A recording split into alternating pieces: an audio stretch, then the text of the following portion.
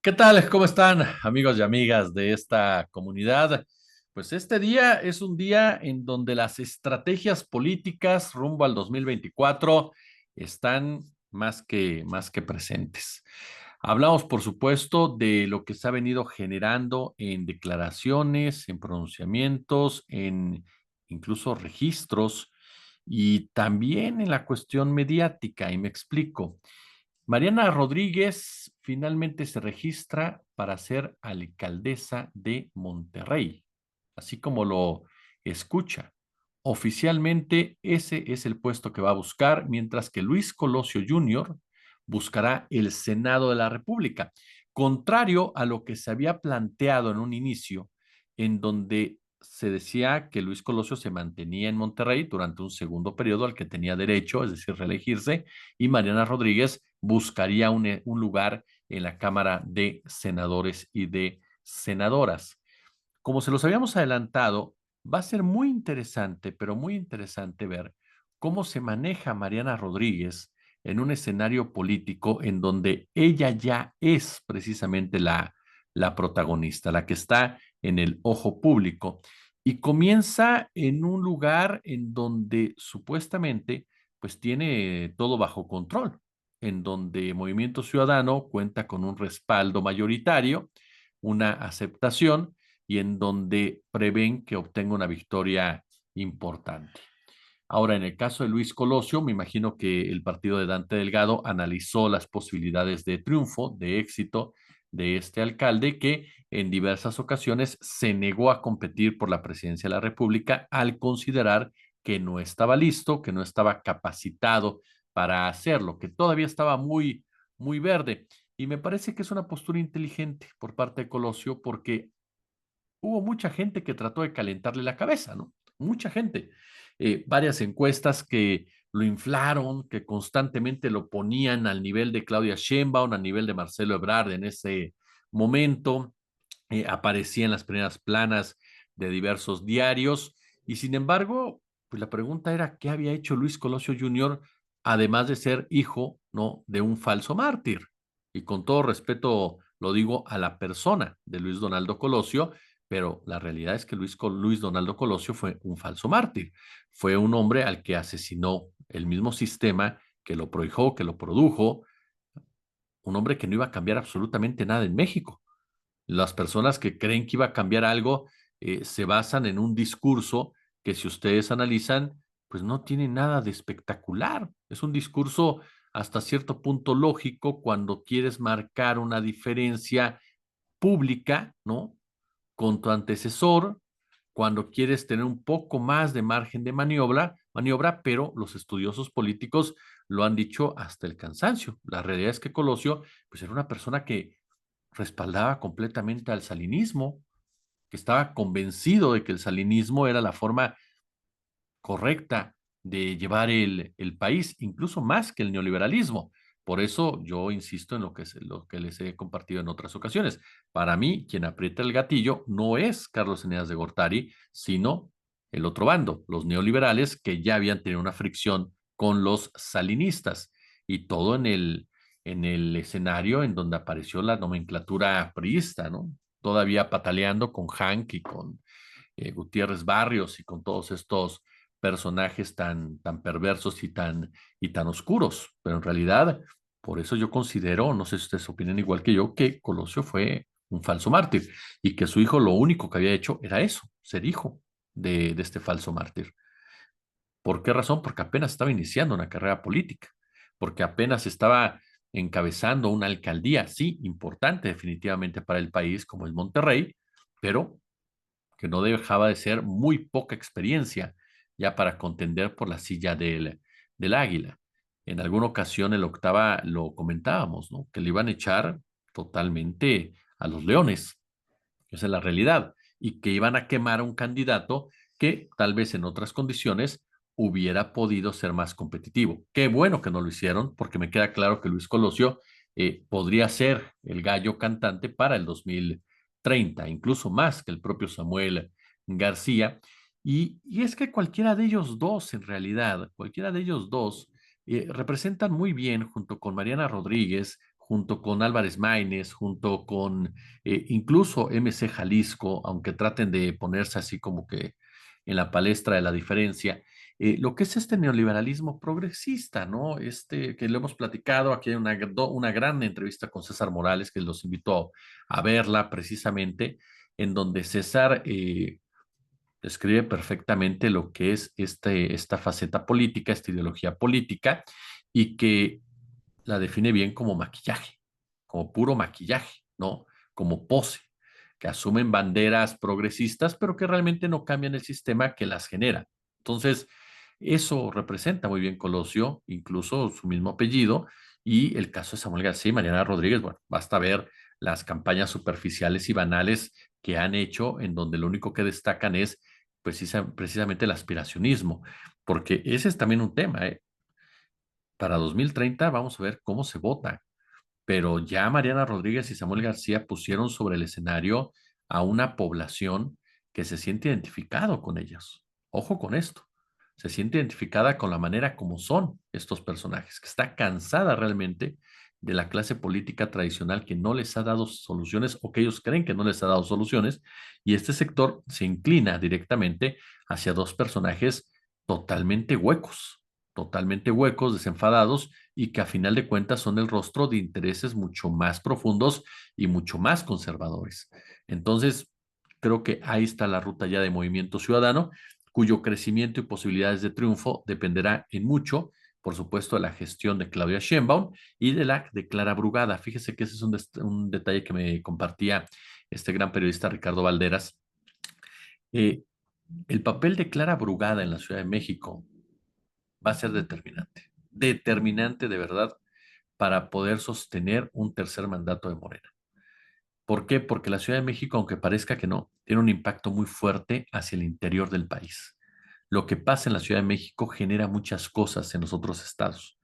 Entonces, si Clara Brugada derrota a Santiago Taboada, estoy siendo riguroso, y llega a la jefatura de gobierno y lo hace bien, Clara Brugada verdaderamente estaría dando un impulso muy fuerte a un tercer periodo de Morena y un respaldo muy grande a Sheinbaum, y estarían inutilizando en muchos sentidos a la extrema derecha, que buscará sí o sí ser protagonista de esta época, ya sin los priistas y panistas que estamos viendo en este momento, e impulsando personajes que son plenamente conocidos, pero que tendrán sin duda alguna mayor juego en en toda la cancha. Y lo podemos ver, Lili Telles vuelve a buscar la senaduría. Lili Telles, que forma parte de esta corriente ideológica de los libertarios, así se definen estos neoliberales, ¿no? Como libertarios, que tienen Eduardo Verástegui, que tiene Ricardo Salinas Pliego, a personajes sumamente mediáticos, populares, pero que obviamente tiene a otros personajes de dinero, de la iglesia, de la extrema derecha, nacional e internacional, jugándole ahí, financiando incluso. Entonces, por eso, pues a nosotros nos puede parecer sorprendente que Lili Telles vuelva a aparecer, pero tiene lógica pensando en que esa extrema derecha va a tomar el control del Partido Acción Nacional, y necesita obviamente empezar a tener gente real, gente leal, gente que entienda qué es lo que están buscando para desde ahí pues lanzar directamente su oferta de gobierno. Pero, insisto, pasa lo mismo con un MC. Todo va a depender de cómo se comporte Claudia Sheinbaum en el poder. Eso va a ser la clave a toda esta discusión. Y en este escenario, no podemos dejar de lado, por supuesto, lo que ya en parte comentábamos ayer, que tiene que ver con las guerras sucias. Y es que a final de cuentas, amén de que están insistiendo en esta alicaída y triste oposición actual, de que va a haber una elección de Estado, con todo lo que conlleva una elección de Estado. A mí me llama la atención porque si alguien sabe hacer elecciones de Estado es el PRI. Entonces, que el PRI comience a hablar de elección de Estado en una condición como la que estamos viendo ahorita, pues nos habla precisamente de que son unos grandes mentirosos y quieren vender algo que ellos saben perfectamente que no están las condiciones para eso, pero ahora ellos quieren venderse como las víctimas de una elección de Estado. Y por eso Xochitl Gálvez fue acusada al presidente López Obrador con Ken Salazar, ¿no? A llorarle de que el presidente la está bulleando, cuando el presidente ya ni caso le hace. Pero Xochitl Gálvez, pues fue para allá. Y esto se da en el marco de una entrevista muy interesante que hace Café Milenio a Alejandro Moreno, a Alito Moreno. Hay preguntas que llamaron mucho mi atención de Víctor Hugo Michel, de Salvador Frausto, de Lisa Alanís y de los otros periodistas que estaban presentes, por supuesto, en esta mesa muy, pero muy interesante, y en donde Alejandro Moreno dice, la campaña de Xóchitl está en un reajuste, en un reacomodo. Las campañas tienen diferentes periodos. Ahorita lo que necesitamos es que la gente la conozca. Ellos insisten mucho en eso, en que Xóchitl tenga conocimiento nacional y por eso dice está recorriendo el país. Y hay un momento en el cual se le pregunta a Alejandro Moreno si le cambiarían el nombre al PRI, o él hace referencia a cambiarle el nombre al PRI. Y dice que es una posibilidad. Así de mal está el PRI, así de quemado está el PRI. El PRI es una carta en contra de cualquiera. El PRI como tal, lo único que garantiza es la tranza. Sí, va a operar, obviamente, como sabe operar y porque tiene presencia nacional. Disminuida, débil, frágil, pero la tiene. Y Rubén Moreira es un cacique que sabe perfectamente cómo sacarle y exprimirle el jugo a la mayoría de las trampas de este país. Eso es un hecho.